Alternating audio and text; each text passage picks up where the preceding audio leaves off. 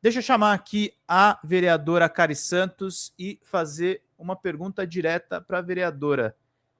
Em tempos do cão-orelha, vereadora, precisamos também federalizar a espionagem que aconteceu no Pernambuco? Boa noite, Cari. Obrigado por ter topado essa entrevista.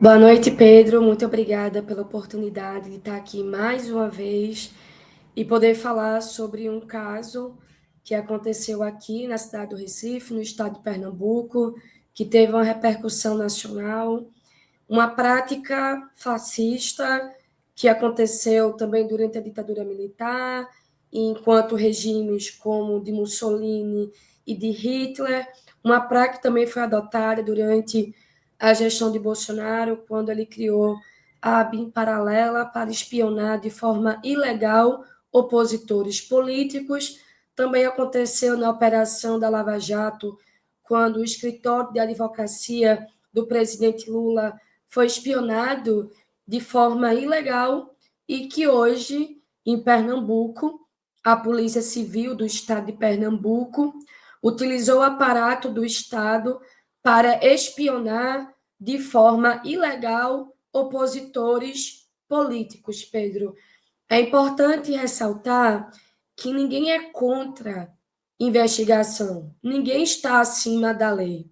Todo mundo pode ser investigado. Mas o que a gente está debatendo aqui é um método que é uma prática fascista e totalitária, quando você pega algo que é público e traz ele para fins pessoais. Porque a Polícia Civil de Pernambuco, assim como a Polícia Militar, eles respondem ao governo do estado de Pernambuco. E a gente precisa saber quem foi a pessoa que mandou a Polícia Civil de Pernambuco espionar de forma ilegal um opositor político que colocou um rastreador ilegal. Primeiro processo, Pedro, foi uma denúncia anônima e que ninguém conseguiu as câmeras de quem foi que entregou essa denúncia anônima num papel.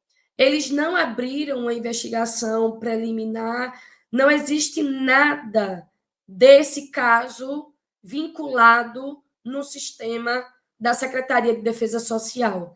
Então, o procedimento correto seria receber a denúncia anônima, abrir um inquérito, começar a investigação.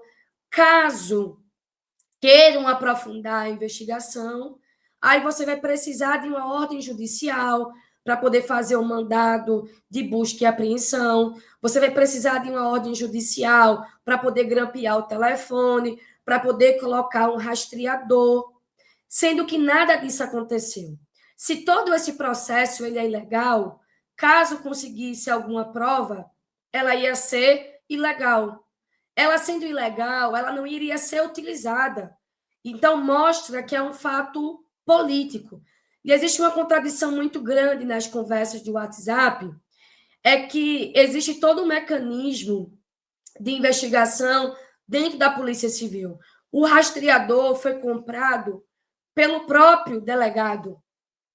Como é que uma denúncia anônima envolve 3 delegados e 7 agentes? E eu não estou falando de qualquer agente nem de qualquer delegado. Estou falando do grupo tático de investigação que trabalha e que opera em grandes casos. É uma polícia preparada para poder fazer esse processo de espionagem ilegal. E que no grupo de WhatsApp, para quem acompanhou a denúncia do Domingo Espetacular e saiu em várias emissoras e tornou um caso nacional, você vê no grupo de WhatsApp que o policial pergunta quanto tempo vai durar o rastreador ilegal. E ele diz que é mais ou menos 1 ano, que é justamente o período eleitoral. Então, a preocupação desses agentes era utilizar a máquina pública para poder espionar ilegalmente opositores políticos. O procedimento correto da polícia seria pedir um mandado, uma ordem judicial para você conseguir fazer o rastreamento E todo esse processo que aconteceu, a gente só soube pelo grupo de WhatsApp. Nada disso está registrado no sistema da Polícia Civil. E que como se não existisse essa operação, né? Como se a operação tivesse acontecido paralelamente. É uma polícia paralela que vocês têm aí em Recife, né? A gente tem uma polícia paralela e a gente precisa denunciar isso, Pedro, porque isso é uma prática que fere quem defende a democracia. E isso a gente não pode defender para ninguém. E isso não é sobre o secretário municipal da cidade do Recife. De fato, foi dentro de um contexto que ele é opositor político da governadora. Ele é o secretário municipal do governo João Campos. E a polícia que está investigando e que fez a espionagem de forma ilegal é a polícia do governo do estado de Pernambuco, que obedecem às ordens de quem? É importante também ressaltar que o secretário de Defesa Social, ele disse que era uma investigação preliminar e que ela ia durar de agosto a outubro. Mas da conversa, o rastreador ilegal, a preocupação era quanto tempo ia durar. Aproximadamente 1 ano, que se coincidia com o processo eleitoral. Então, as conversas de WhatsApp colocam em contradição a própria fala do secretário de Defesa Social.